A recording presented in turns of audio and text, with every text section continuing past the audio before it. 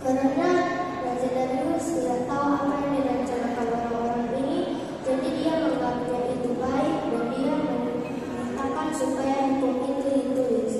Lalu setelah Daniel mengetahui hal itu, Daniel pergi ke rumahnya dan berdoa seperti biasanya. Setelah orang-orang jahat itu mengetahui bahwa Daniel tidak akan pernah berhenti berdoa kepada Tuhan, dan mereka sangat senang dan mereka merasa bahwa rencana mereka untuk menyingkirkan Daniel berjalan dengan baik. Lalu setelah Raja Darius menyadari apa yang direncanakan orang-orang itu, dia sangat menyesal, tetapi dia tidak dapat mencabut hukuman itu lagi, dan sehingga dia terpaksa memerintahkan supaya Daniel dimasukkan ke dalam gulungan singa. Lalu Raja Darius berkata, "Daniel, semoga Allah yang engkau layani dapat menyelamatkan engkau."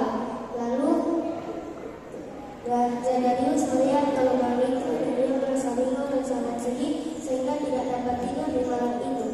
Lalu keesokan paginya dia berlari ke gua singa dan berteriak dengan sangat keras, "Daniel, hamba Allah yang hidup, apakah Allah yang engkau layani menyelamatkan engkau?"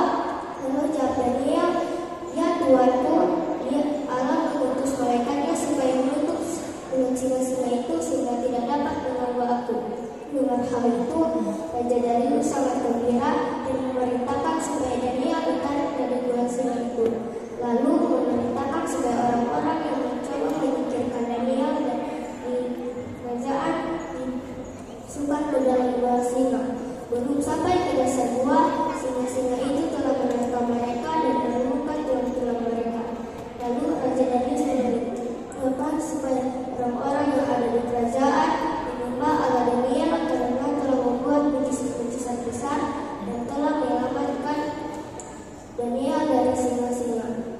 Dari cerita ini kita dapat baca bahwa orang-orang yang selalu berdoa kepada Tuhan akan dilindunginya. Demikianlah kisah Nabi Daniel di dalam gua singa terdapat pada kitab Daniel